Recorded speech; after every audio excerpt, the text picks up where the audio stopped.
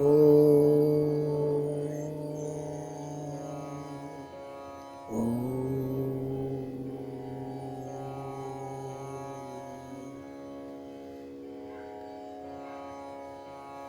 शुक्लं ब्रह्मचार्यपरमां मध्यं जगद्व्यापिनीं वीणापुस्तकधारिणीं जडान्धकारहं वहामस्ति स्फटिकमलिकां विदधिं पद्मासने संस्थितां वन्दितां परमेश्वरीं भगवतीं बुद्धिप्रदां शारदाम्। गुरुर्ब्रह्मा गुरुर्विष्णु गुरुर्देवो महेश्वरा गुरुर्साक्षात् परब्रह्म तस्मै श्री गुरुवे नमः। तस्मै श्री गुरुवे नमः। प्रिय आत्मन, आज की इस मधुर वेला में हम अखंड महायोग में आप सभी का हार्दिक अभिनंदन करते हैं एवं आपके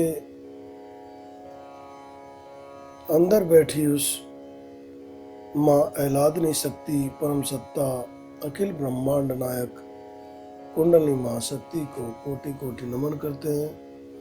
गुरुदेव के चरणों में नमस्कार करते हैं।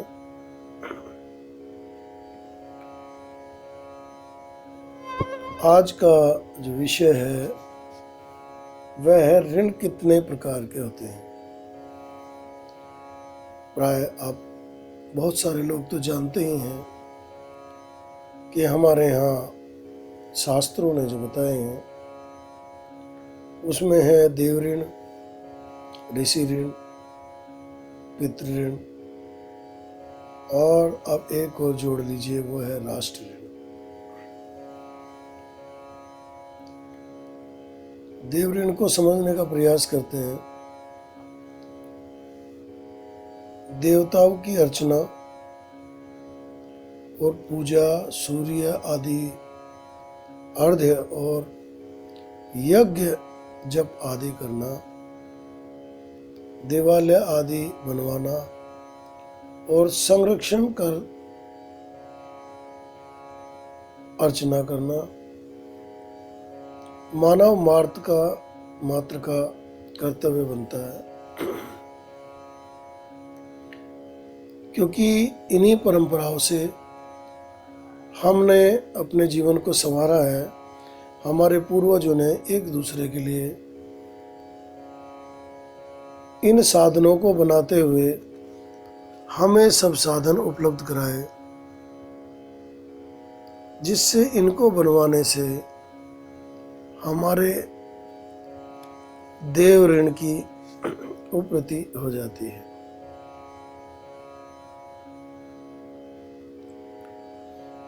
ऋषि ऋण क्या है? ऋषियों के लिए लिखे हुए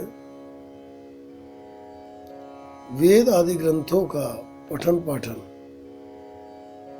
और स्वाध्याय मनन कर आचरण करना, उन पर मानव मात्र को पढ़ने की प्रेरणा देना हमारा परम कर्तव्य है। ऋषि हमारे पूर्वज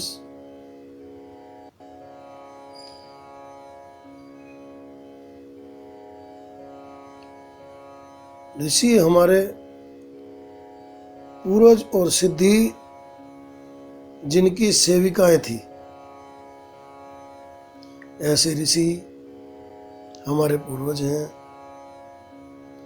उनके आचरण पर चलकर ही ऋषि ऋण से उऋण हुआ जा सकता है। पितृऋण क्या है? मातृदेव हो, पितृदेव हो, अर्थात हमारे माता पिता भी देवता हैं, जिनकी जीते जी सेवा करना और स्वर्गवासी होने के बाद श्रद्धा और विश्वास से अमावस्या और पितृपक्ष पर उनके निमित्त ब्राह्मणों को भोजन कराकर, दान दक्षिणा देकर, तिलादि द्वारा तर्पण आदि कर हम ऋण हो सकते हैं। राष्ट्र ऋण, राष्ट्र देवो भव। विश्व और राष्ट्र में अच्छी फसलें, अच्छा अन्न, अच्छे फल फूल, अच्छी औषधियाँ, अच्छी वनस्पतियाँ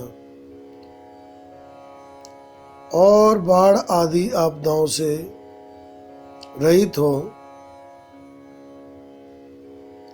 हमारा वायुमंडल निरोगी हो, ऐसे राष्ट्र को, ताकि हम सब मिलकर दवा, वस्त्र, हीन को कपड़ा, विद्यार्थी को विद्या, राष्ट्र को अच्छी संतान के द्वारा प्रगति के करते हुए राष्ट्र को महान बनाए और राष्ट्र को अज्ञान से रहित ब्राह्मण करें, अर्थात विद्वान बनाएं, क्षति और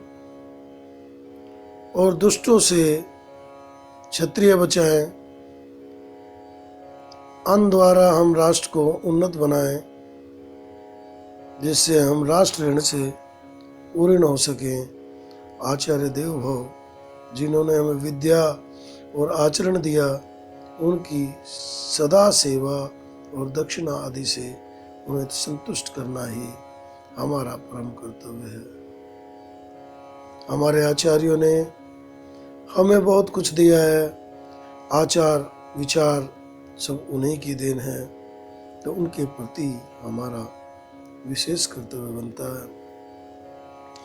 अतिथि देवो भव, जिसके आने से कोई हानि ना हो, जिसके आने की कोई निश्चित तिथि ना हो, उसे अतिथि कहते हैं। अतिथि को भोजन और जल आदि से तृप्त करना हमारा परम कर्तव्य है। इस राष्ट्र के प्रति हमारी भावना उसी प्रकार होनी चाहिए जैसे कहा भी गया है, जननी और जन्मभूमि स्वर्ग से भी श्रेष्ठ है। भूमि मेरी माँ है और मैं पृथ्वी का पुत्र हूँ।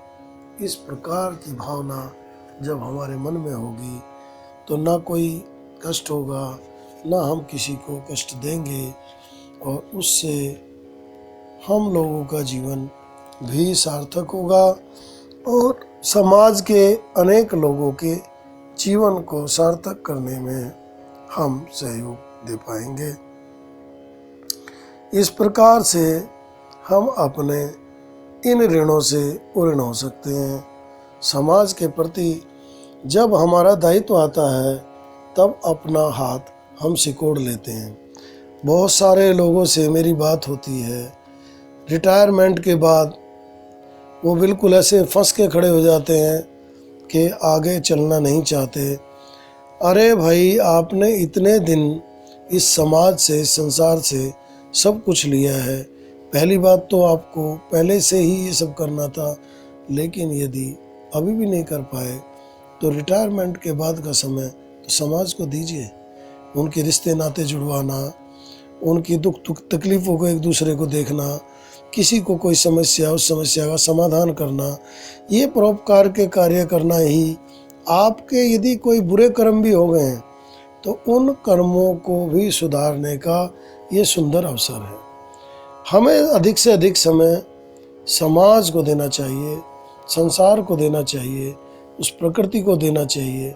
वृक्षारोपण करें, जल के स्रोतों की व्यवस्था करें, किसी को अच्छी शिक्षा दें, किसी को कुछ सलाह दें, किसी के दुख तकलीफ को थोड़ी देर बैठ के काट लें, एक दूसरे के साथ सहयोगी बने। इससे क्या होगा? इससे आप ऐसे ऋणों से मुक्त हो जाएंगे कि जो आपके जन्म जन्मांतर के बिगड़े हुए कर्म हैं वो भी सुधार की ओर चले जाएंगे, लेकिन एक दूसरे से मिलना नहीं चाहते। अनायास ही बहुत सारे लोगों को मैं देखता हूँ, वो इस प्रकार के क्रियाएं करते हैं कि बड़ा कष्ट होता है।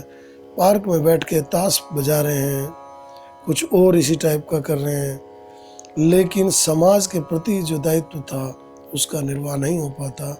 इसलिए आओ हम सब मिलकर उस निर्वाह की पूर्ति करें और अध्यात्म के उस मार्ग की ओर चलें जिस मार्ग के लिए हम जन्म जन्मांतर से भटके हैं, उस अखंड की ओर, उस परम की ओर, उस सत्य मार्ग की ओर, जहाँ जाने के बाद सारी भ्रांतियाँ मिट जाती हैं, ज्ञान के चक्षु खुल जाते हैं, परम की प्राप्ति हो जाती है, जहाँ आनंद ही आनंद है और कुछ है ही नहीं।